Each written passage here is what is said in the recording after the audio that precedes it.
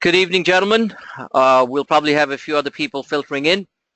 It is, after all, a weekday. Everyone's tired. It's approximately 8:17. Approximately, yeah, 8:15 or 8:17 p.m. or 8:20 p.m. on a Wednesday Wednesday evening.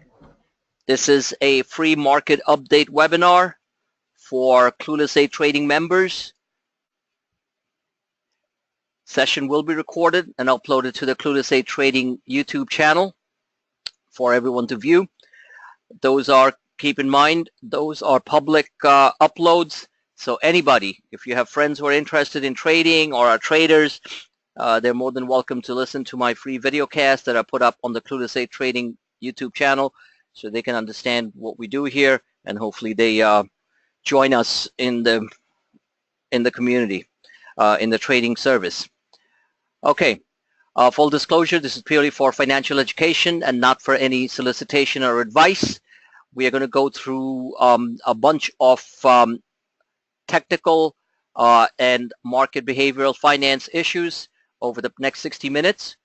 I'd like to keep it concise and straight to the point, and give an overview of what's going on, what we see, and a little bit more detailed understanding of the charts and some of the logistics of daily trading, which are not always as smooth as we know, as it looks like on the screen as we do our forecasts and things like that. So saying all that, I want to thank you both for taking the time to join us here tonight. Your support and your involvement is key to the success of the Clueless A Trading service. I've always said that, and I mean that. As you both know, Corey's been with us for a while. Steve has joined recently. That this is a no fluff, unscripted type of trading community where we don't pull, where we don't go on about fabricated stuff, but the reality of what really goes on.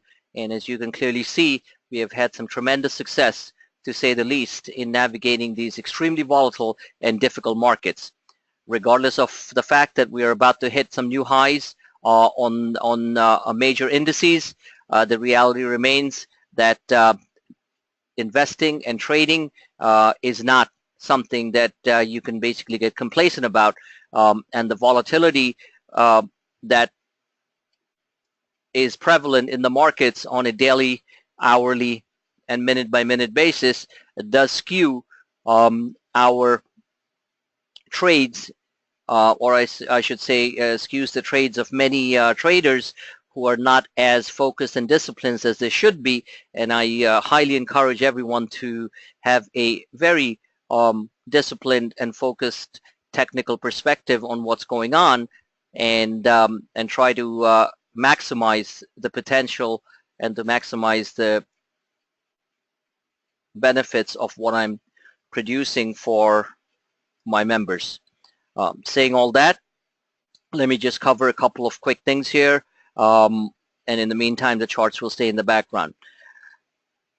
Number one, it doesn't matter whether the markets are making new highs, whether the markets are making some pulling back and creating tactical lows, as we saw as recently as the end of December on Friday. The fact remains that it's never easy. What I try to do with the benefit of my charts and the way I structure it, that's the key part. The way I structure it is try to give a level of certainty, which you cannot get by simply looking at random charts. In simple English, anyone can look at a chart, but when you look at the severe volatility, these are all volatility, structured volatility, no question about it. As you can clearly see, and I've repeated over and over again, markets are not linear. They do not go up in a straight line. They don't go down in a straight line. Even on horrible days, markets open down 100 points, 200 points, and try to short the market, and you lose money. And same thing happens on the upside. Markets are algorithmic, and the function of these high-frequency trading programs known as algo HFT, black boxes, the whole function of these programs that dominate the market, in some cases 80 to 90% of the trading on a daily basis, is robotic trading, as you all know by now, is designed to steal money from you. And I don't mince any words. That's exactly what they're designed to do. They're designed for fake outs, fake breakouts, fake breakdowns, and to completely confuse the crap out of human traders so that they do the stupidest things ever, get nervous, panic, get too excited, and do all kinds of stupid things. That's exactly what they're designed to do. And they tend to be very successful in doing that. So the only way one can reduce, not completely eliminate, that type of doubt and uncertainty is to have laser-like focus on the charts that I'm putting through. I've had years of practice and I'm still improving. I've done stupid things too. Because when you have real money involved in the market, and especially if it's larger sums of money, it's only human, regardless of how hard we try, that we are going to get nervous. If you're up a couple of $1,000, let's say on a trade, or you're up a couple of $100 on a trade, and you see that poof, disappear within 3 seconds because some sort of what we call impulse, sudden red candle sell-off in a program hits the market, obviously you get nervous. And you tend to do what comes first in your head, which is sell. And then it hits certain points, whether it be pivots, whether it be supports, whether it be oversold conditions, and the next thing you know, it turns around and takes off.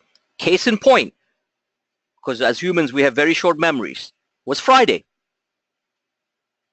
I repeatedly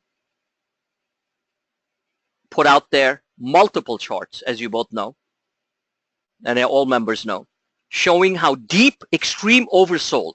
These are not little words, these are big words. Deep extreme oversold means bargain prices for traders and investors. And the last 48 hours of the previous year, 2016, were nothing but some intense portfolio rebalancing by large mutual funds, by large institutional hedge funds, and whoever they are, pension funds included. So things got really wacky. But I stuck to my discipline and positioned, and I know some of you did too, in buying into that heart of that darkness. And then at 3 o'clock, this green candle appears, which was clearly a bullish engulfing, which means the body of this green candle encompasses and surpasses the previous red one. And we laid out some long positions. And lo and behold, we open up on the 3rd, which was yesterday. Huge gap open. I believe it was 18 handles on the S&P 500 E-minis. Up 18 on the futures. And boy. And then a sharp move up. And obviously the sell zone was right there, which I alerted to every one of you right there. And then we went short, and you know what the shorts did. I mean, the short trades did. In particular, the S&P 500. That's the main vehicle that I use. That's the main vehicle that I use for hi Dano, that I use for capitalizing on downside movements in the market. So the bottom line is that it takes time. I realize that. Some people catch on to it faster. Some people just can't seem to get a handle on it. But if you do not really get focused on these technical movements in the market, you will never be able to capitalize on your profits regardless of what your entry is. If you bought down here and you weren't tracking the charts that I put out there. And I make it very simple. I mean, I put the sell zones out there. I put the arrows. It can't get any more simpler than this. Okay. Where the sell zones are, give or take a couple of, points on the Dow or the S&P 500 primarily, then you lost all your profits. And if you were a chaser at these levels, you certainly lost. Because underneath here, which I'm not showing right now, we went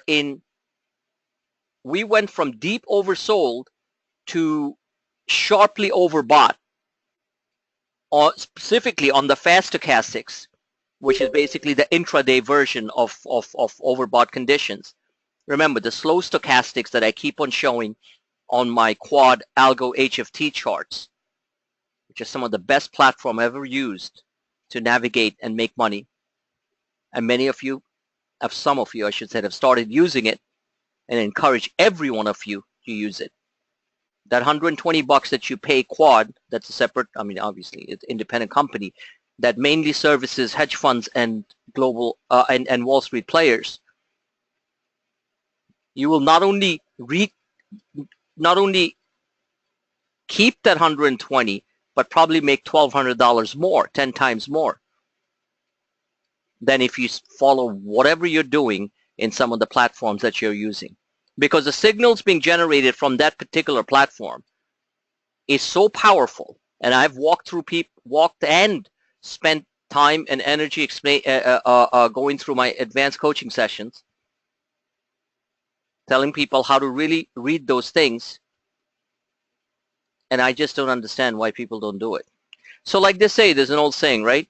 Penny wise and pound foolish. Well, it's a fundamental mistake. In order to be a successful trader, consistent successful trader, not, oh, you got a nice hit here and there.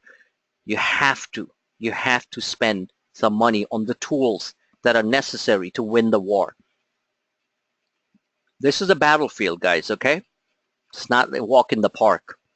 And if you want to make consistently good money, lose less and make a lot more, because that's really what it's all about. There are obviously going to be losers. But even those losers can turn into huge winners if you know how to manage your trades. And I've shown that consistently. But like they say, penny wise and pound foolish, keep on doing the same thing over and over again, thinking it's going to be the same result. Well, that's the definition of insanity, right? I didn't make that up. So I keep on seeing that happen, but I keep on trying to get people to understand that. And some of you are starting to see the light. You're starting to see the results of that in your P&L, and many of you are still not. So in due time, you probably will. So this is your version of the algo HFT charts that I keep on showing, and by now you should know it says bar chart at the top, and it looks different. It acts different. It sends out signals which are different, even though the same data is being inputted in each of these charts. This is obviously a daily chart all the way down from July, actually, from Brexit. This is Brexit. This was your election, the pullback before the elections, and then election night, and then the ramp up from November 9th. Look how defined this is. And look at the signals it's giving me. The signals are still solid. Short-term overbought, swing on a swing basis, just starting to turn. So these things can help you keep your head in one place and not keep on saying, and not pointing to anyone, because I'm a straightforward guy, as you all know that. So this is not a game of like offending anyone, because that's not my business. Is if somebody wants to learn, they can't keep on saying, I'm trying to learn. They have to put in the physical, mental effort to learn. You can't be saying, oh, I want to have a six-pack and I want to build my arms or my abs or my whatever it is, and keep on talking about it, but not going to the gym and doing the right type of exercise and exercise routine, I should say, in order to build that. So that's what I see happen a lot from a standpoint of traders. And retail traders always do the same thing, pretty much. And they always ask the same questions, always at the same times. So in order to really think and change your mindset, and believe me, I don't say this lightly, okay? I was always a risk taker in my life, okay? I wasn't handed a silver spoon, and, you know, I didn't grow up in the slums either. You know, regular, nice, middle-class family. Parents were doctors. We weren't driving Ferraris and Bentleys. But I'll tell you one thing, man. I learned things the hard way. And that's just me. So I realize that a lot of people are not risk takers. That's fine. You don't need to be a crazy risk taker. If you can quantify your risk in the game that we play, which is financial trading, you're still going to come out ahead. But in order to do that, you have to work hard. And it's not that hard. It's fun. But to constantly not focus on all these things which are constantly making us money in one way or the other, and not understanding every little structure that's on top of these charts, and not even having a basic understanding of what they are, and not spending the time and energy and the few extra dollars for the advanced coaching session, which is tremendous. There are people in here who have done that with me, and they know very well what I'm talking about, and they know what material difference it's made to their P&L. Is a fundamental mistake you guys are doing. I'm not giving you a marketing pitch. The ACS sessions and even this service is not paying my rather good lifestyle. My own trading book is. But so I highly encourage that you guys start to change your mindset a little bit, because this year is going to be the most difficult year you guys will ever trade in. I can guarantee you that part. I can guarantee you that part. So if you don't have a level of intermediate understanding of tactical and technical charts, you will be finished. I'll tell you that right now. Okay? This is going to be one of the most difficult years you will trade in. Think last year was difficult, and last year was a heck of a lot of volatility. No question about it. This year is going to make your head spin. Okay? And the best part about it is that the ones who are going to devote a little bit of extra time, a few extra pennies to really get into the nitty-gritty of it, will probably have, in my opinion, one of their best years, because they'll know how to manage their trades, get the heck out of a position at close to the right time, like I say, adaptability and flexibility and speed. 3 very important things when it comes to trading. So poof, in 2 seconds, your profits don't just go to 0 and then negative into a loss position. And I can pretty much tell, because I'm a damn good reader of people, and especially traders. I don't need to see your faces to do that. I know exactly the ones in our group who are going to have a terrific year. And I know, unfortunately, sad to say, the ones who will keep on doing the same stupid stuff over and over and over again, keep on asking the same questions over and over and over again, and keep on losing money. This game is not about being nice. This game is about being tough. So that's all I got to say about 2017. This is going to be one heck of a tough year. No question about it in my mind. It'll whipsaw you around with volatility like you have not seen before. In fact, if you thought 2016 volatility, which was pretty intense, both on the downside and the upside, you ain't seen nothing yet for 2017. But because the fact that sectors will not move in correlation in 2017, each sector, and within each sector, certain stocks will outperform in a big way. We're getting a feeling of that over the last couple of months, right? Markets up. Why is that stock down? You know, the sector's up. Why is that down? Market's up. Why are the biotechs down? Why are the techs down? Why are the banks up? And even within the banks, why is that one not moving?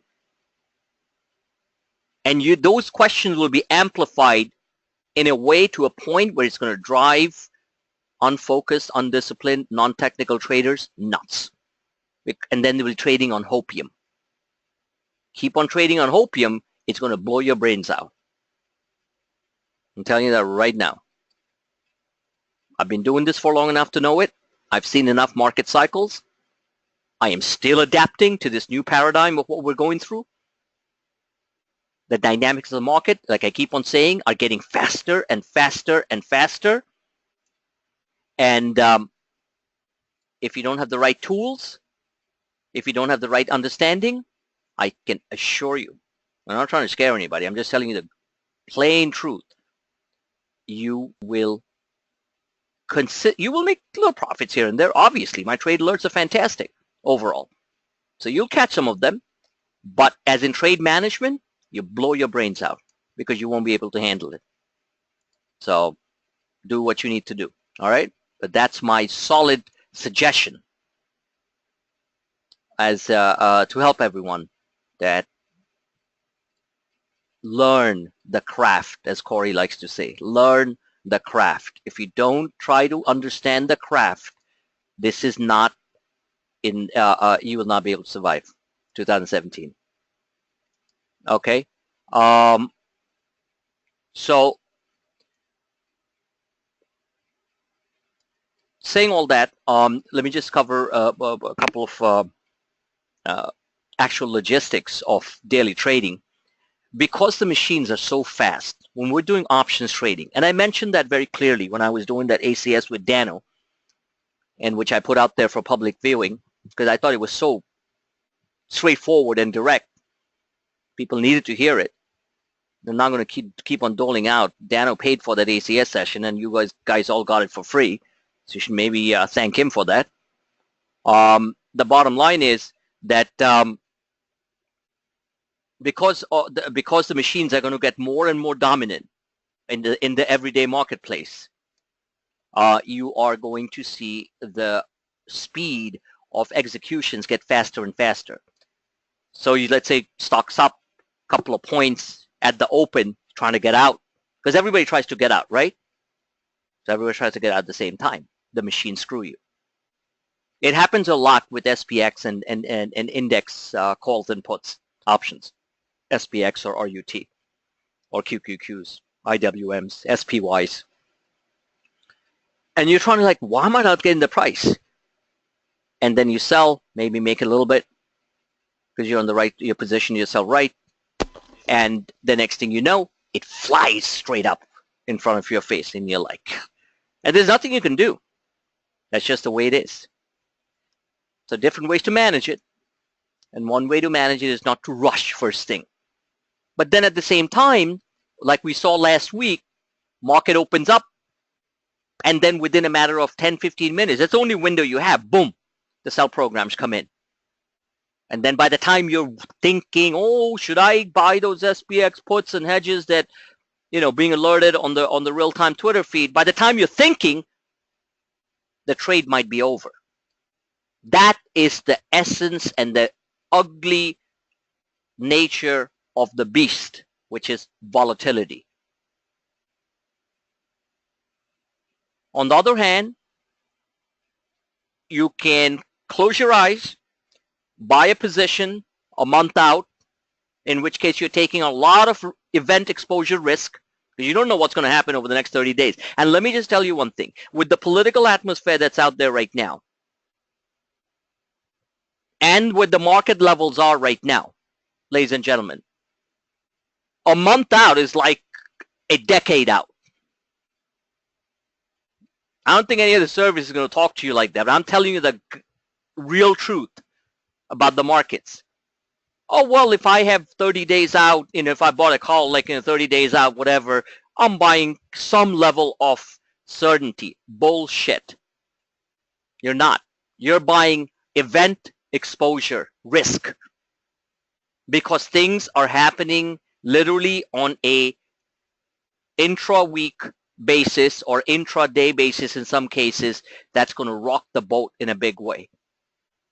That's one of the reasons why I don't buy calls like, 3 months out. Why?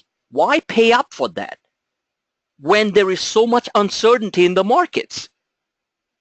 The political atmosphere is supercharged. Without getting partisan about anything, it's going to get really ugly. Believe me, it's not going to be smooth. And that's going to rock the markets every single day between now till things start to settle down, probably till about March.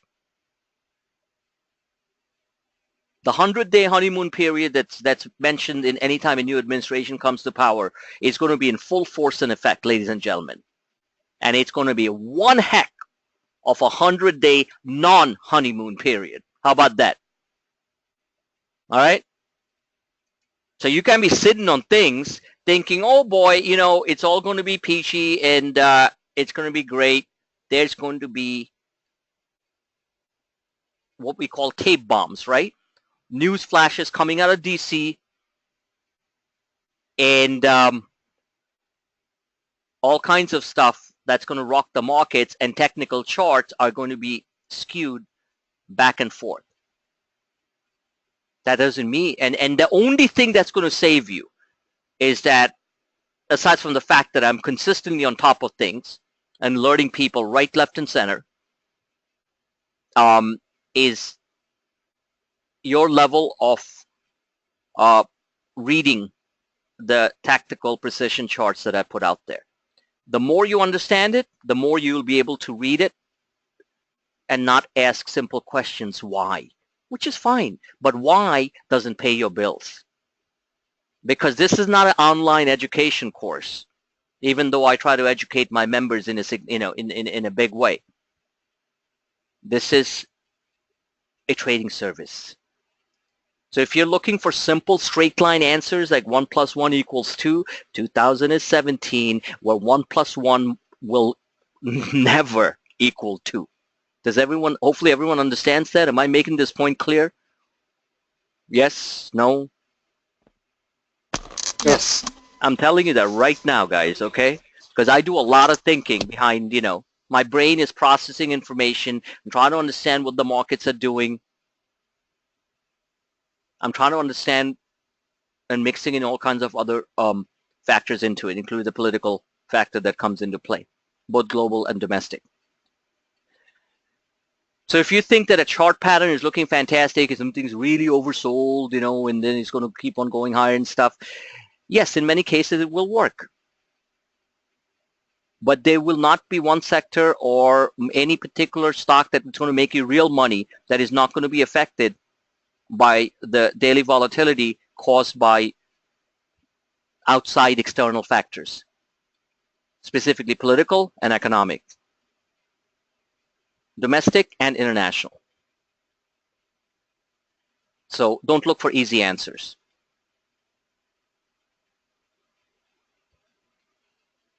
And that's what I keep on telling myself, because I never look for easy answers anyway. So saying all that, as we head into 2017, let me just give you, here's a broad, let's start off with looking at some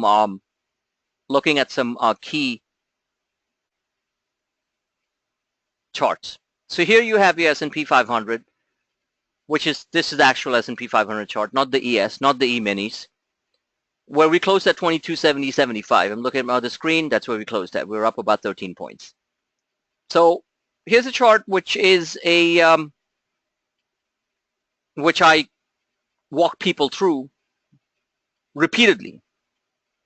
You have this is the inverse head and shoulder. You have a head, you have a left shoulder, you have a right shoulder. Amazing how these things work, right?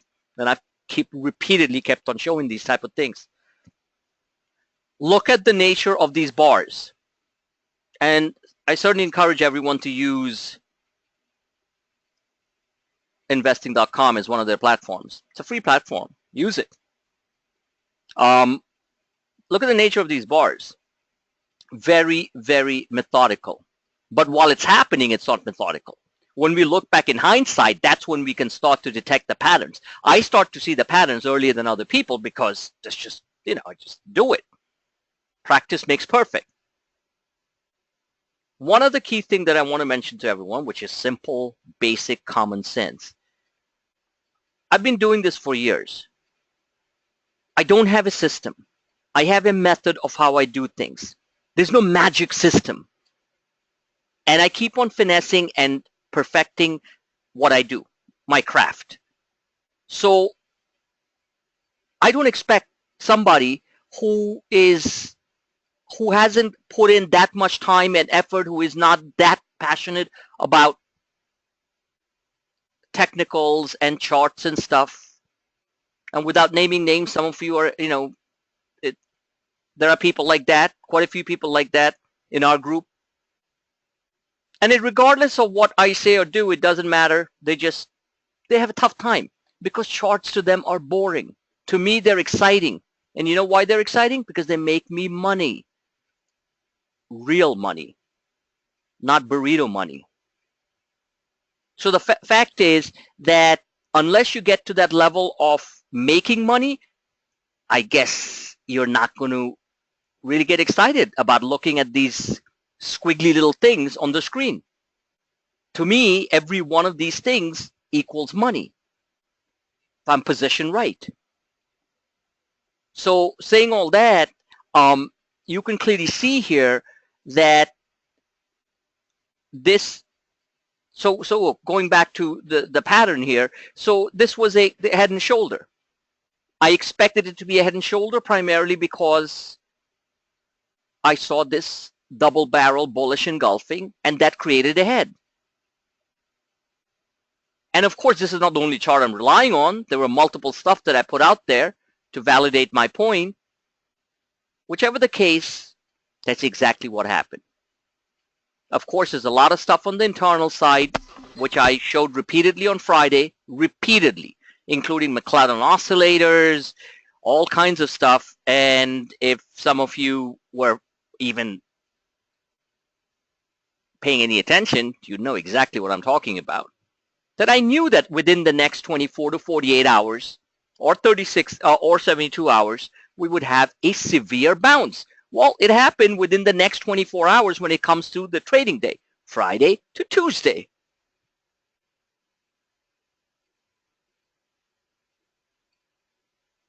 The money made on Tuesday, I didn't have to trade for the week. Just go home. But I have an obligation to you guys. Just S&P and a bunch of stocks that were the monies that were made on the positions that we bought on Friday. And I wasn't overloaded. But you don't need overload. If I'm showing consistently 100, 200, 300%, and then some intraday trades that can generate up to 1,400% on those lottos that went from 20, 30, 40 cents to almost $4. In fact, more than 1,400%. You don't need to have big sums of money in these trades. The basic common denominator, just a hypothetical, $100 goes to $1,500. $1,000, 1,000 goes to 15,000. I'm making this up. Now, we don't get 1,400% every day, but hey, did it? 200%. It's not a joke. These are not little numbers. So that brings me to a very important point that I want to make. You guys all know, but you don't want to face it, because denial is the worst thing you'll ever is like the worst, most dangerous cancer in people's behavioral mindset. Denial.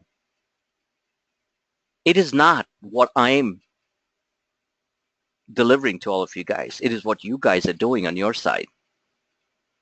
If you're not taking any positions worth anything, you're not making any money worth anything. So it's not exciting. But if you put something in there that means something and you take out on the other end when you're selling it, look at Tesla. Been giving this stock since $185, $190, $200, 205. Hit almost 230 today, or 227, 228, sorry.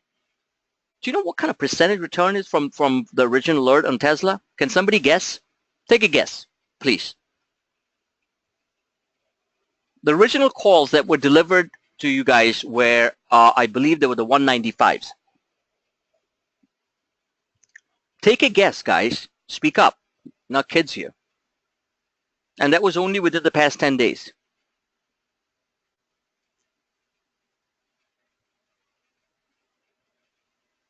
Am I talking to a wall? I mean, I'm asking a question here, guys. Just take a wild guess.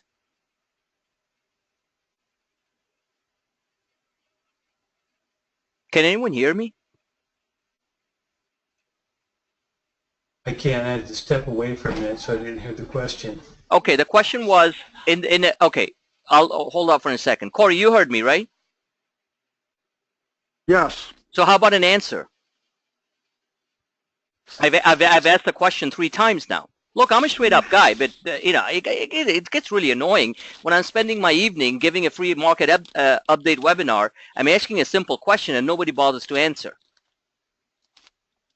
That's disrespect, and I don't like that. I just ask a simple question. Take a guess. Just pick one thing. Tesla, for example. From the time that the alerts were put out on that stock, which was in the 190 range or so, roughly, till 228. Of course, we didn't hold it at one full go. But what do you think those options? What kind of percentage returns were those on those options? 400%. I guess 800%. How? What was that? I guess 800%. More than that. It was almost 1,200% plus. Almost 1,200% plus. The only reason I'm saying that is not to stroke my back. I've done more killer trades than most people you know out there. Okay? It is simply to exemplify the point, highlight the point that you don't need that much money to put into something, whether it be a swing or a tactical trade, to make a lot of money. That's my point. I keep on hearing some BS excuses from traders sometimes. Well, I don't have that much money. Well, you don't even have $200 or $300 or $400 or $500, and what the heck are you doing on a trading service? You know what I'm saying? So the point that I'm trying to make in very straightforward terms is you don't even need that much money to trade these things. You can buy $600, $700, $800. I'm not telling you what to do. I'm just saying. And then if 200-300%, imagine doing that on a bunch of stuff. The fundamental mistake that traders do is they put too much in one shot. And then it doesn't work, or it still works, but not maybe within the time frame they're looking at, or they do stupid things because they're not understanding what the market volatility charts are all about, and they're selling at the wrong time. That is a fundamental mistake. And the ones which are beautiful swings, like Allergan and stuff. Up 10 days in a row. Good markets, bad markets, ugly markets. And today down 80 cents. Whoopee. Chart still intact. That's a swing trade. A real swing trade. You just got to track the chart as it went through. So what happens with traders is they are, I'm being very straightforward here, they're like big children, spoiled ones. They want to be fed with a silver spoon, but when you're trying to feed them, they're not eating. I manage clients, high net worth clients. The average portfolio size was minimum 5 million, and managed institutional pension funds, large sizes, medium sizes in the big scope of things, small to medium. And you know what? The funny thing is, maybe you guys will find some solace in it.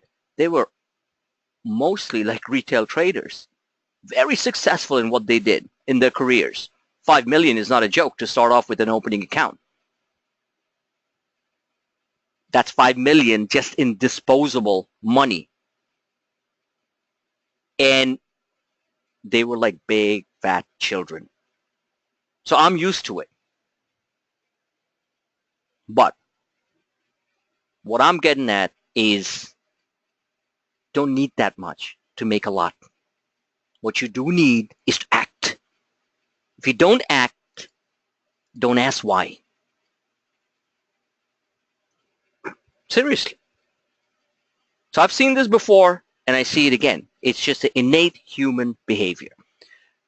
Let's get into this here. So we have the situation here with the inverted head and shoulder. Of course, this chart is showing you the movements when the markets were, yeah, well, this is the S&P chart, so it's not a contiguous chart kind of thing, but this is where we are right now. You look at this chart, what more can I say? The upside is intact.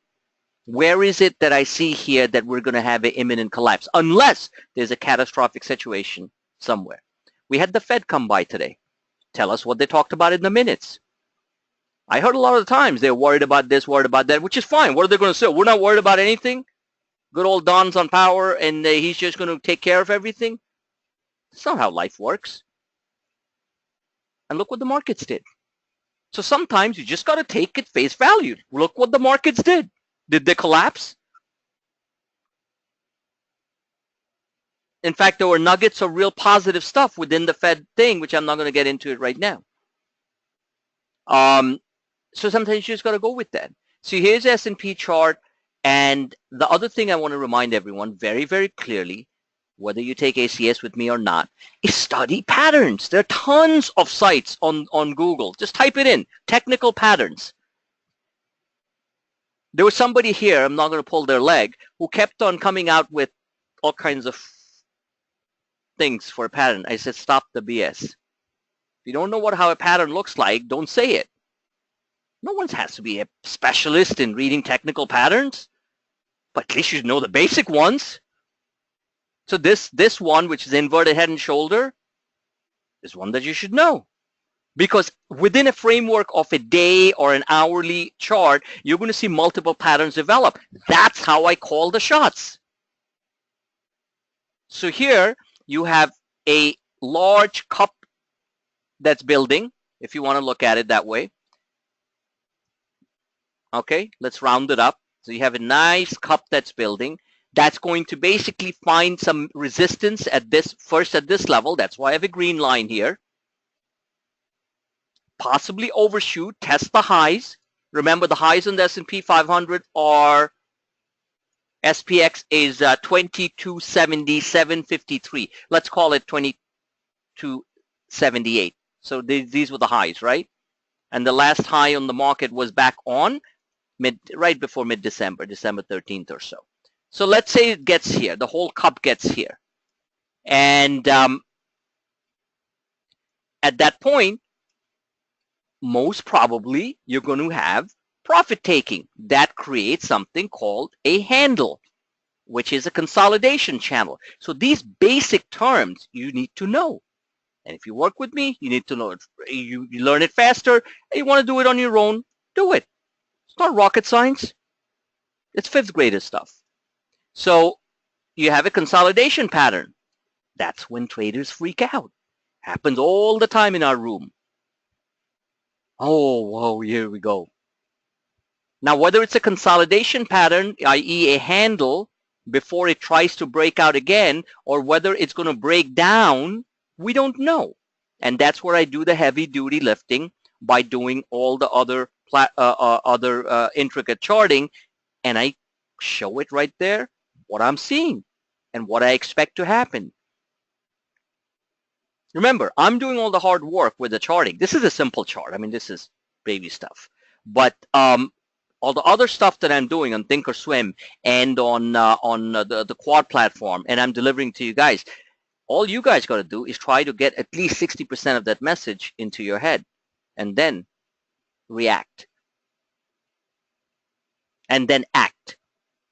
Here's the other thing about the markets that I've noticed over the recently is the fact that if you're not if you're reactive, you can't make money. Does anyone understand what I just said?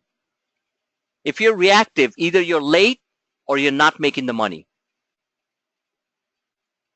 What do I mean by that? Again, I don't need silence. I need some responses, please.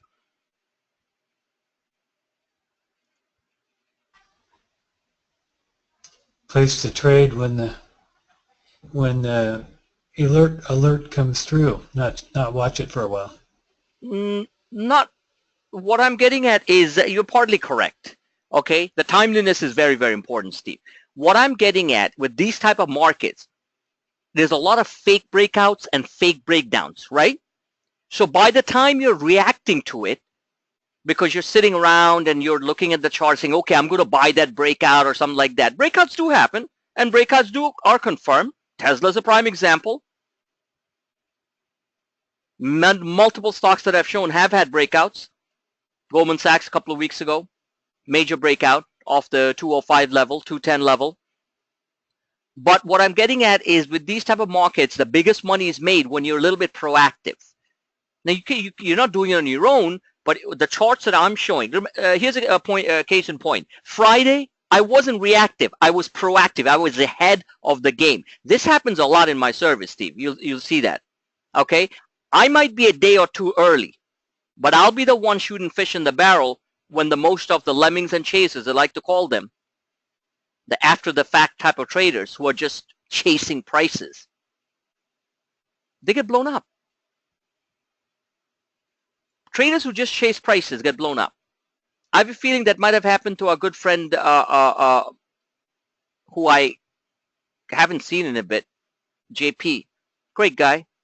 Always chasing prices. And we had some other issues too. He's taking too large a position, I think, in certain things. But he used to talk on the side. I said, why do you always chase prices? Why don't you look at the stuff that I'm showing on the internals and stuff like that? Just because something is HODing, i.e. high of the days, what does it mean? That it's going to go higher? Because right there, when you try to buy it, you buy it, maybe it's up a little bit, next thing you know, you're smacked down. That is the nature of the algo beast, to demolish traders, retail traders who all do the same thing. If you're just chasing prices, I would say a good 9 out of 10 times or 8 out of 10 times, you're going to lose money. So you got to look at the overall complexity of whether things are very overbought or whether this is, the condition of the market, everything that I'm putting through. I'm not saying I'm perfect, but you make a heck of a lot more money. So I'm early. So Friday was an absolute case in point. So that's what I mean by the fact that if you're reactive, the old-fashioned way ain't going to work in the market. And believe me, in 2017, you will consistently lose money. I cannot give, that's fair warning. I'm just letting you know. You will consistently lose money if you are reactive all the time. I know other trading services, other traders, will tell you, well, you have to be reactive, trade what you see. That's bullshit. Excuse my French. What do you mean trade what I see? I mean, it's like saying, okay, I see a red candle, so I'm going to short it. The next thing you know, it just jumps up and goes up $7 in your face. Stock hits 746, opens up at 758, $12 higher. Trade what you see. Those type of cliches in the market, and I hear that a lot from even our traders in our group, they mean nothing. They mean nothing. Now, one of the things Steve just said, because we're having this is important what I'm telling you, believe me. I preach what I practice. Is to not sit around too much. Let's put it this way. Just because I'm showing something, there's certain stocks like I'm showing it because here's what I'm doing. I'm putting out a trade alert, and 9 out of 10 times I'm putting a chart with it. So it's up to you to take a look at it, understand the candle development going on, and then decide what to do. Sometimes I'm showing a swing chart where it'll be, like I say, you might need to cost average down. So it's not always the perfect exact point. It doesn't work like that in the real world of trading, that you caught the exact bottom. Yeah, I catch the exact bottom more often than most people out there, give or take a point or two. But it's not that you have to jump on it right away per se, but you need to take some initial position. And if that position just rips up, especially on these high momentum stocks, fine. Take some money out. Or if it's within the zone, then you got to cost average down a little bit. So that's what I mean by saying you cannot be reactive all the time. You know, something's up $7-8 and it's like continuously, you know, it looks like it definitely wants to go higher. Well, guess what? You're going to get smacked. And you guys have gone through this over and over again. Why am I telling you? You guys know it. How much money have you lost trying to chase something? A lot. So looking at now talking about a quick thing like on gold, for example. I'm not a gold bug. I'm not sitting with a bunch of bad beer and guns in a cave thinking the world's going to end tomorrow. So why am I so gung-ho about gold? Well, I'm only gung-ho about gold because my chart's saying you can make a lot of money. Did well. This week's positions took it out for almost 100%. Wish I had a lot more, but I had enough. And it's still going higher. These are, in my opinion, intermediate macro trades where you can sit on it. Of course, gold is also quite volatile, but looking at the overall picture from 1380 down to 1120, just the numbers itself, like, wow, that's 260 points. And I'm showing that in the parameter of these Fibonacci retracements and stuff where it can go. The buy zones were 1128, 1130. That's rock bottom stuff. I also noticed that the dollar was getting stronger and the gold still went higher. Great. That means at one point the fundamentals get a little too cheap that the buyers come in. So here, it's not rocket science. The first Fibonacci retracement is 23.6. That's 1184. All you have to do is read English. 1184. Next one is 1220. I think gold's going to go to 1220. Will it do a massive pattern symmetry and go straight up to 1300? Sure can. One little global crisis, maybe North Korea, the big fat leader, doing something really stupid that shakes up the Asian peninsula, maybe lobs one of his long-range missiles. He's not going to reach us, that's for sure. Doesn't matter what they say. But maybe near Tokyo, near the waters, in the out there in near Japan, you'll see gold spike $30 in 2 minutes.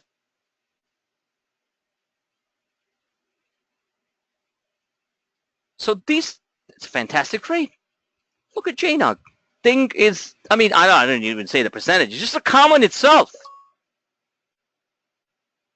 Okay, so just the common itself is worth 20-30% from the time that we entered it, if not more. 20-30%. You know what 20% on any one of our stocks would mean? 20% on Amazon would be close to $150. $150. I'm giving you 20% in literally 48 hours on these type of ETFs.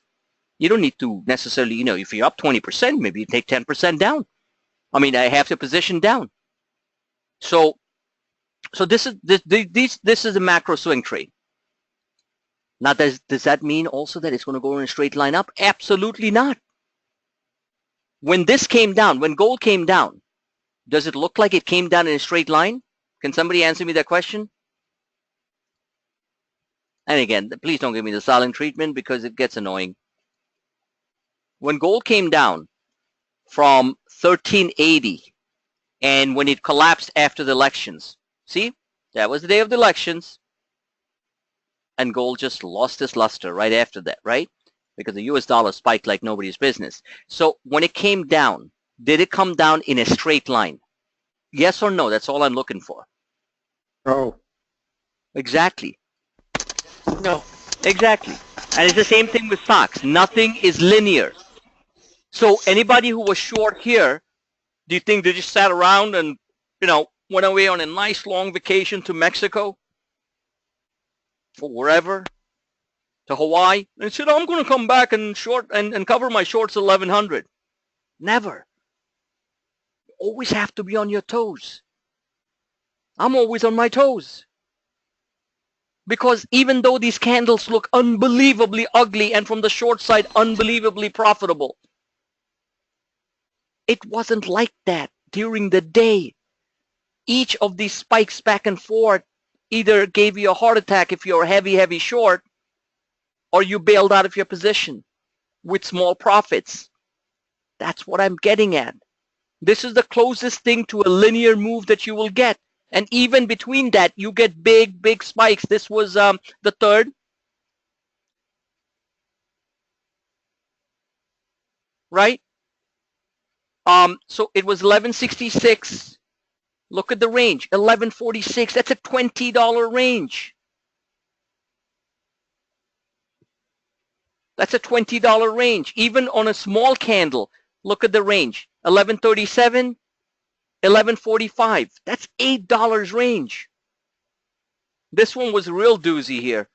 Looked like an inverted hammer, which looked like it was going to crash, right? It wasn't really an inverted hammer. It was a green hammer, and the underlying stochastics and the dynamic DMI wasn't showing that it was really going to go down. So I'm sure there were real losers who sold here. Gold retreated from 1151, went as low as 1132. That's 19. What am I saying? 19. 29? No, I'm sorry, 19 points. 19 points. And look what happened the day after. Look what happened the day after. It's going higher. So the structure that I build on it is what you'll have to use your own brain to follow. It'll zigzag its way up there. No question in my mind. Will it all of a sudden suddenly collapse and create a dragon bullish type of formation? Will it do this? Who knows? But I doubt it, given the fact that that it's down from 1300. Can it create a double bottom? That's what I'm saying. It sure can. It sure can. If the dollar spikes big time, okay, US dollar, gold can drop $30 in one day and come down and create a double bottom, which would be a huge buying opportunity. Again, otherwise, all it's doing, it's creating a nice cup and going towards 1184 and possibly overshoot to 1200 because asset classes and stocks like round numbers. That's a lot of money. If you're playing JNUG, NUGT, the cheap calls, which cost 30, 40 cents, 50 cents, 60 cents.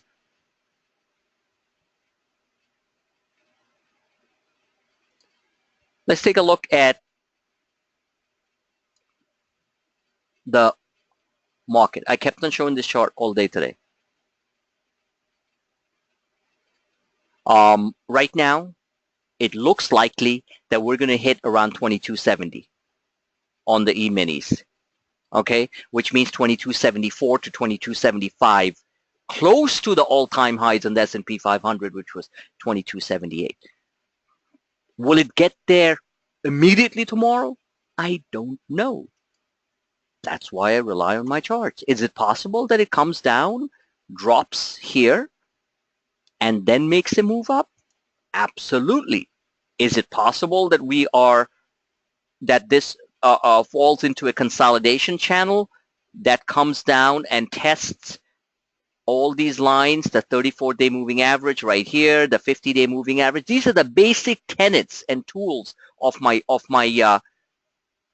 technical charting. So you all better be on the same page with me on this basic stuff. Here's your 34, uptrending nicely. Here's your 50. It's standard procedure in most cases that if you're going to deviate and move further away from these moving averages, there's a mean reversion.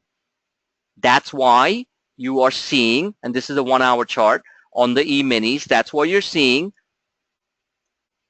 the resets in progress right now after hours. Futures are down about $1.25, nothing big. Market might open down a little bit tomorrow. So instead of asking why, like I say, educate yourself a little bit. It's not rocket science. So the 1 hour is in a process of reset. Nothing big. This can happen overnight or it can happen during the day. And this 34, here's your 50. If we break below those lines, that's when we're in trouble. That means you can short all the way down to 2240, and then the market could create a big, fat, dragon bullish W formation. Or if it wants to break that, because at that point it's retesting the right shoulder again. Again, not rocket science. I have to say it. Okay? You guys are all educated people, my favorite word. Right? So, there you go. We don't know. So that's another thing that I want all of you to understand, because some of you still don't get it. That we don't know exactly, even though the pattern is very constructive at this point. But we don't know if these patterns will develop into, morph into another pattern, not necessarily bad, but create this type of impulse sell-offs that we encountered on Friday. And we encountered on Wednesday last week. But of course, that was end of the month, so end of the year. So I give the fact that the first 5 trading days of the year, of a new year or so, 5 to 6 trading days of the year are generally very, very bullish. New money flows and all that stuff. The general feeling of the new year. Okay, so but bottom line is we don't know. So that's why I watch these and react and basically forecast of these charts every hour. And I share it with all you guys. So try to understand the basics of it instead of just like random. Because what I'm trying to do with my members, to be honest with you, and I'm trying to preach here, but I'm telling you the truth, trying to make you guys a little bit more smart. And you don't come up with the same old cliche lines that I see on StockTwits and other forums all over the place. Oh, dip buyers. What's a dip buyer? The last I saw a dip buyer, you dip your whatever, you dip your chip in something. What's a dip buyer? It's technical. If there's a technical low being created because of resets and stuff, that's a dip. Just because something falls, you don't necessarily need to buy it. Just the way you don't necessarily need to chase something just because it's running. So I'm not saying that these terms should never be used, but try to get away from them. And you'll see the results of that in your own P&L on your trading account. Cliches like dip buyers and, oh, there they come, you know, it's the markets always sell off at 10:30, blah, blah, blah. It actually didn't take me that long because I worked in the environment. And like I said, I wasn't a professional trader when I was on Wall Street. I was managing money. But the point was that I heard traders say all these cliche terms. Just throw them out of your head. Try to be a little bit more robotic. Okay? Please. Because I don't really care. You can say whatever you want, but I'm just saying things that will help you. So again, we don't know whether or not these the continuation pattern will continue and that we make a newer high. It looks likely, but then at the same time, I have to rely on all these tools, the Darvas box, the moving averages still sloping up, stuff like that, to see what's going on. Then we can move down to the daily, and the daily is starting to get quite overbought. You can see that. Now again, here is the million-dollar question. Does this go like this? In which case, no good, meaning that there's going to be a pullback. Or, let me hide all these drawings here. Or are we going to hover above the 80 RSI right there? The stochastics are a first derivative of the relative strength index, and maintain the strength in the market on the daily. We don't know yet. It looks likely, seasonally as well as, so here we are. So this is your thing. This is the actual picture without anything on it. Nobody can look at this and say, oh yeah, we're just gonna break out the new highs and this and that. It's a high probability, but we are starting to see the first signs of a red doji right there, right there, right there. I just highlighted it there. Can it not drop 15 points and test this yellow line, the 5-day moving average? 15 points drop on the E-minis is roughly a 19-point drop on the S&P 500, which translates into how much on the Dow Jones, someone? Let's say it's a 20-point drop on the S&P. How much is that on the Dow Jones? 120. Roughly. Thank you. Exactly. So market could drop 120 points tomorrow and still not have any material damage. But it'll have material damage on individual stocks. So that's what I'm saying. We are always dealing with probabilities, not with certainties. If we drop 120 points, and thanks for answering that, Corey. So we would be down here, 2252, okay? In the bigger scheme of things, it changes nothing because this yellow line, which is really the trader's friend, is still curving up. And let's say it kisses the 5 SMA and then bounces from here to make a high. That's what I'm getting at. But when those 120-point drop happening, and it happens so fast these days, and we all know, a lot of traders get freaked out because they are not understanding, despite my valiant efforts, all right, for a better choice of words, that it is a reset. And if we break the 5 SMA, then we're talking pullback. What's a pullback? End of the world? Well, that's what they'll make it sound like on StockTwits and all those forums where 48% are still bearish. And I put that out there as an example of what's out there, not as a reflection of anybody that's there. I respect everybody, bulls, bears, pigs, you name it. All right? I respect, because it takes all kinds to make the market, right? So, but the bottom line is that if we drop hard, like we did on Friday, we will come and retest this one. This is getting very pinched here, right there. The mouth of this, the Bollingers are, look at that. That's a pinched Bollinger on the daily, right there.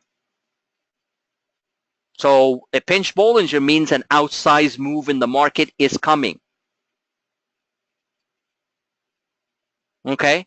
That outsized move, for all I know, could be one whoop down here to touch a red candle, to come down and touch the lower Bollinger. What's going to happen in the room and other places? Whoa, here we go. That's the end of it. They'll never see 20,000 again. You know, we hear that all the time. I can almost repeat without people even saying it, what they're going to say. It means nothing. It means that it could come down, touch the lower Bollinger, and make an overshoot from here. And nowadays it's happening very fast. Pullbacks and push-outs on the upside are happening very quickly. To get used to it. 2017 will make your head spin. And without my charts, at least for people who are in my service, you guys will not survive. Guaranteed. All right, that part I can almost guarantee, because it'll just whipsaw people around like nobody's business. So anyway, that can happen. Or we might nudge a little bit higher to this upper Darvas, which is in this, it's right there, showing you 2267, and then suddenly fall, because there could be a big order, sell order sitting here on a whole bunch of E-minis by somebody who probably bought Friday's lows. And immediately you'll see a sell-off. So these type of things happen all the time. All the time. Let's take a look at the weekly to get an idea of where things are going. So if we could look at the weekly, and then we have to zoom in, obviously, right there. Weekly's looking pretty damn good. Looking nice. Upper end of the Bollinger is 2282. Let me actually put S&P so we don't have to. So here's the S&P weekly.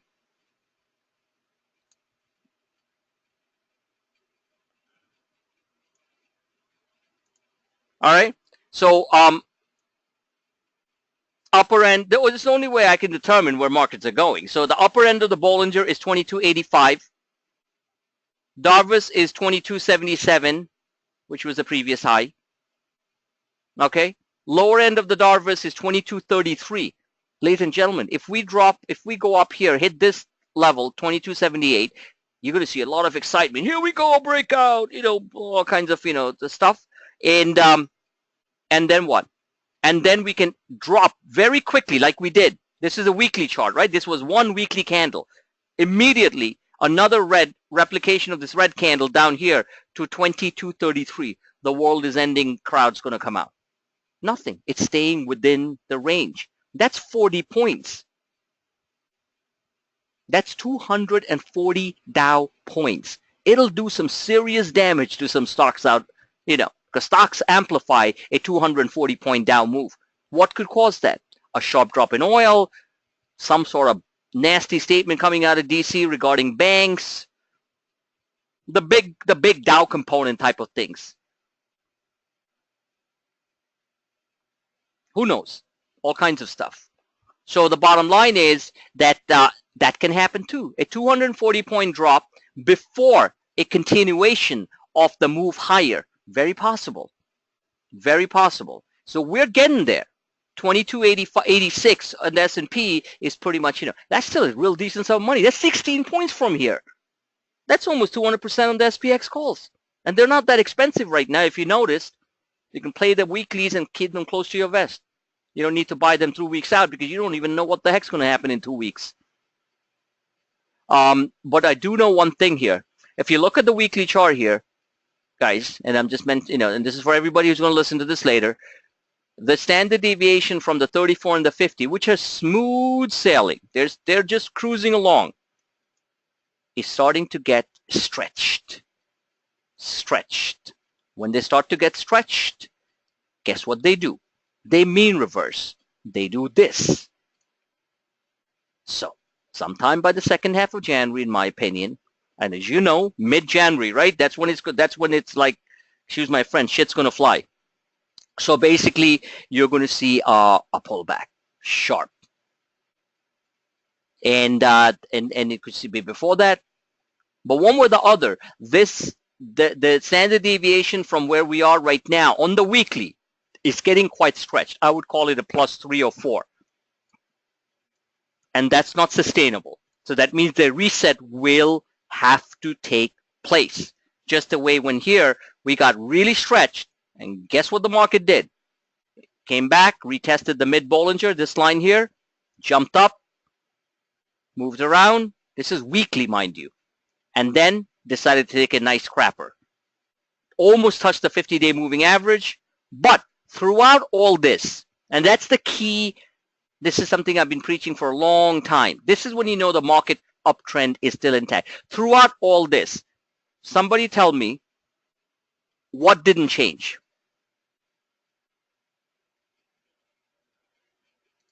I've explained this many times. The moving day averages. Thank you very much, Miss Shawnee. You're absolutely correct. So sometimes just scour back and look at the weekly too. But remember, we're just mere traders. We're not billion-dollar fund managers. We don't have the luxury of sitting in a position that's down 40% on a large sum of money because we got to use that money. So a fund manager might say, hey, nothing changed. I'm just going to we have to react. And I think we all understand that, right? And we're tactical traders. We go long short. So the bottom line is that throughout all this, the moving averages, the things that really matter, the crossover happened here with the 34 crossover, the 50. Simple stuff. And I explained this in the previous video, the ACS session I did with Dano that I put out there. Everyone thank Dano for allowing me to put it out there because I asked his permission before I did that. Because don't forget, he paid for it. You guys didn't. But anyway, the bottom line is that the gap here is showing strength. At some point, the 50, I'd like to see the 50 cross over the 34. That's when you get the real kaboom move. Now, when is that coming? I have no frigging idea because these things take weeks and weeks to develop. But whichever the case, we have this is good. But this gap is not bad. It's just that things need a reset. The reset doesn't have to come and kiss the 34. Reset can come and kiss this blue line here, which is the mid-Bollinger line. This you can apply to any stock, anything that you're charting. So that's my weekly forecast. It looks like a little bit higher, and then we're gonna get whacked. Now, if somebody says when exactly the day is gonna happen, I have no idea. But generally speaking, like they said, sell the inauguration, buy the election. I think is probably going to work overall. Gold, in the meantime, is up $7.50. I think during the market it was up 3. It's up another 4. This is looking pretty damn good. Those little poppers, the JNOG calls and the JNOG, the stock itself, and NUGT are going to pop open real nicely tomorrow morning if it stays here. This is a bullish formation. This is a swing trade that, in my opinion, one can sit on. By the way, who owns election here? ALXN. I mean, I know JB probably does a little bit, right? JB, you there? Oh, he doesn't have a microphone. Great. Election is up $10 after hours, ladies and gentlemen. Another winner in the morning. Up almost 10. Why? Because I put the news out there. I just got an alert on my phone when I was walking my dogs. It says the audit committee, finance committee, that the previously issued financial results do not require restatement. Great. When a company doesn't need to restate their numbers, hello. And I've been showing that chart a lot. So right there is a nice one first thing in the morning. I'm going to leave the last 5-10 minutes for open questions because this was just an overview of things. Including some logistics on, on the trading aspect. Steve, you still there? Yeah, I had to leave for a while. I came back though. No, that's fine. That's fine, Steve. I'm glad that you're here. Like I said, I have a couple of extra minutes for questions. Ask any question you'd like, and hopefully I'll be able to answer it. I actually don't have any questions right now. This is a lot of info. It's kind of overwhelming. So. Okay. And I didn't even get into the details of things, which I didn't want to today. But at some point, Steve, do work with me on the ACS stuff, and you'll see how fast you catch up on things. Because I simplify things to a level where you can put the 2 and 2 together, at least the technical aspects of it, because most people are not technical, which I understand. In fact, the way I do my technical analysis and stuff, believe it or not, I simplify it and take the complexity out of it compared to the real technical guys. You see a lot of them on stock twits and stuff where I don't even frigging understand their charts. There's a whole bunch of them out there like that. I mean, I look at the chart, I'm like, whoa, move on. So my stuff is more like clear cut. This is the way I kind of like morphed into this over the past couple of years, and I'm happy with it because it delivers the result. I don't want to get that complex that it's Seems difficult. simple to me, but Yeah, I know. So yeah, we'll talk about that more. Shawnee, question. okay. No, not at this point in time. Thank you. Oh, okay, not a problem. How's Florida? Everything's good? I am enjoying the warm weather. It's a little bit different. Trying to understand their way of thinking, language. Yes, It's a different culture. it certainly is. Just you know, you're absolutely right. Floridians, but then Floridians are a mixed bunch too, so it all depends. Dano, any questions? Again,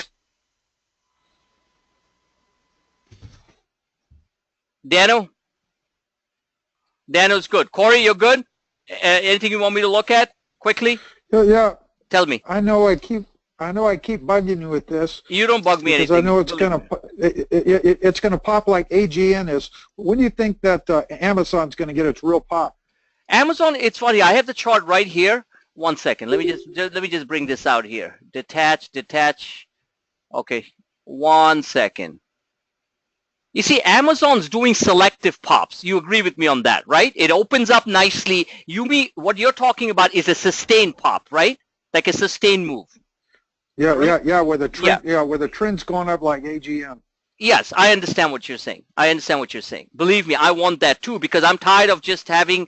I just buy these small positions, a couple of contracts at a time, and boom, it pops. I sell it because it's just like it's just behaving like that. So here's the chart of Amazon, and that's a very good question. So here's the chart of Amazon, and you know I do my trade setups by simple levels that I put together first thing in the morning.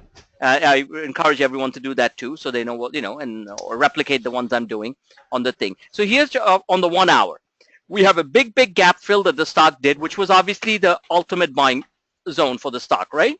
Down here in the back on 7.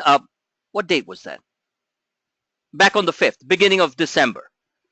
Since then, the stock has, personally speaking, this is one hell of a chop. So when I look at this, it's a great trading stock in a sense. If you buy the right inflection points, you can sell them up for 6, 7, 8 points.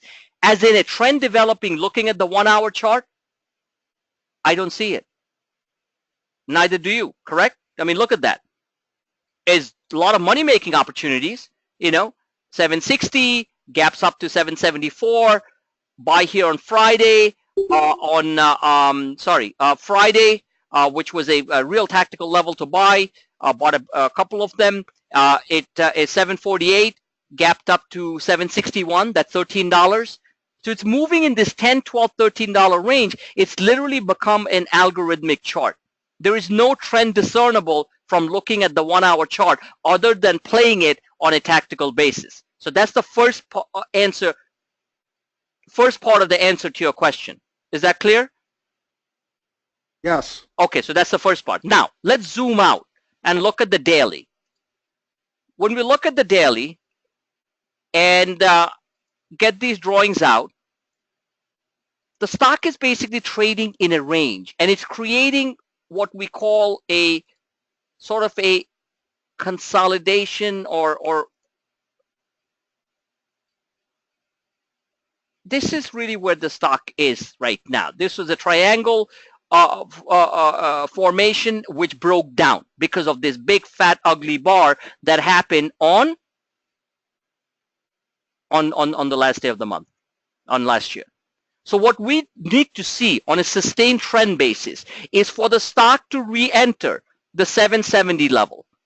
Okay, if the stock so far is looking good, this is the daily, mind you, and the internals by use the DMI a lot these days there has been volume all green candles for the last 2 days, right? So there are buyers, and this is DMI is looking good for a nice bounce. This is looking good. I like that. So saying all that, any day now the stock's going to run 10, 12, 13 bucks and actually continue with that run. In order for it to do that, what we need to see is the stock move up literally in one fat candle, not like this teensy weensy little candles and reversal hammers. One fat candle, it has to go straight up and go here and enter back in this triangle. Okay. Once it does that, then you're going to see a little pullback, maybe down here, but it can't fall out again. It can't fall out again. This is your 749 level from last Friday. This is your level from back on end of November. We don't want to go revisit those levels. What we want to do, and the thing with me is, and sometimes people ask me, well, why didn't you short this if it's down $8? I'm scared to short these stocks because when they turn around and go, like Tesla, and I know Amazon's not that heavily shorted, I'd rather go with SPX puts and stuff, which make real decent money, than try to short an Amazon, which can turn around on a whim and go up $10 against me. That's just me. Just passing it on for people who wonder like why I'm not shorting Amazon, because it's down from 780 down to 750.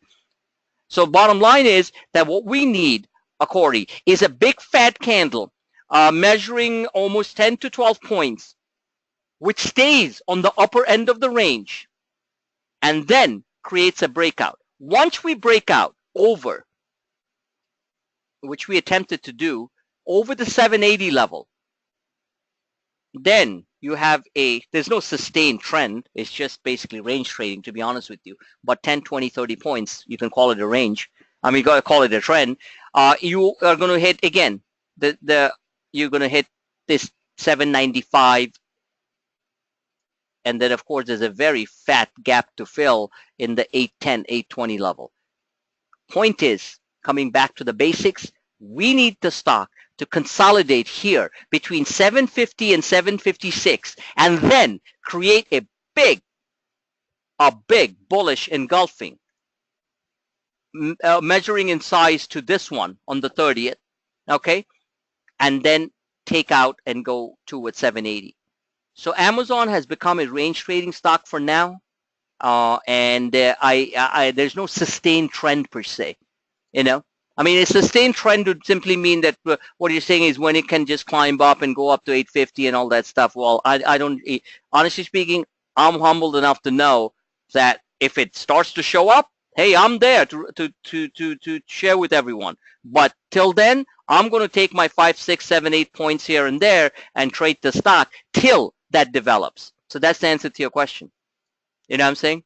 These are very, and you know what's happening is, Corey, is these are being completely run by machines, because when you look at these straight up and straight down type of scenarios, this is not you and me trading this stock, okay?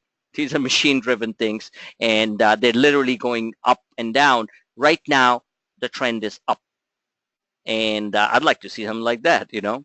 But in order for that type of stuff to happen, you need some big, fat buy program to enter the market and buy the crap out of Amazon. I do know one thing, that the so-called smart money is buying the stock. If it wasn't buying the stock, we would be down here back at the 730 range. That I know. Smart money isn't heavily selling the stock. This was pure portfolio rebalancing, and now they're trying to recapture that back. What we do need to do is get towards the 770 level so we can, at that point, but 770 from here is a good solid 13 points. So if it's going to go to 770, why wait for 770? Make some money in the middle. I mean, take 13 points. Pays my bills. Buy those calls at $3-4. JB has a nice decent chunk in there. 10 points, man. He's made more money than you would by sitting on common. So that's the reality of the trading business. That's the reality of the trading business. So just to compare this with AGN, for example, AGN looked like crap for a long time, and you know that. So right now, this is AGN's daily chart. It was just chop, chop, chop, chop, chop, complete fall apart, and only now it is simply getting back to where it fell from back on November 9th, and it's going to 225. What happens at that level, we'll see, because at that level it intersects with this descending channel, right? This descending channel where it's every single other time it's been rebuffed and hit a wall. Is it possible it hits a wall and then pulls back again? It sure can. Or if it really wants to go higher, it has to break out with a breadth thrust, means a candle of this magnitude, where it's like 10, 15 points straight up. Because unless you break away from the gravitational pull of going down, and this is still in the descending channel, by the way, just so you know that. Even though it's moved up beautifully, this is obviously, we are bottom fishers. We bought it, in that 190, 195 range. And I kept on telling people, stay with it. It's still in the descending channel. So honestly speaking, there's no trend on AGN either, other than the fact that it had a nice dead cat bounce that lasted a whole bunch of days. But these candles are small candles. We need something big in order to break out of this magnetic gravitational pull of this channel, of this descending channel. Otherwise, it's going to hit 220, and see you later, it's going to now pull back to 200 again. But IBB is doing better, so obviously there's a lot of juice behind it. End of story. All right, guys, have a great evening. Connect tomorrow. Futures are down about at 1. Gold, make money on it. And then, of course, we have a little price waiting on Alexan in the morning, unless it just turns around and goes red again. I mean, I expect nothing. Believe me. I see there's 10 points. Options are going to be nice and fat, or else we'll just move on. But that's another good-looking stock from a chart perspective. Final reminder to everyone. Keep on focusing on all the charts that I produce. It is not easy during the day to put real-time charts, structure it for everyone, draw the lines on it, and then put it out there. Believe me, it takes a lot of my energy and time, but that's what my job is, because you guys are paying me a small amount of money every month to do that. But believe me, that small amount of money is not worth it for me putting out those phenomenal charts, which are money makers, and you guys not acting on it. You're doing yourself a disservice, not me. On that note, have a great evening. You guys are the best. Thank you. Thank you. And let's do it tomorrow, all right? Thank you for listening. Bye-bye.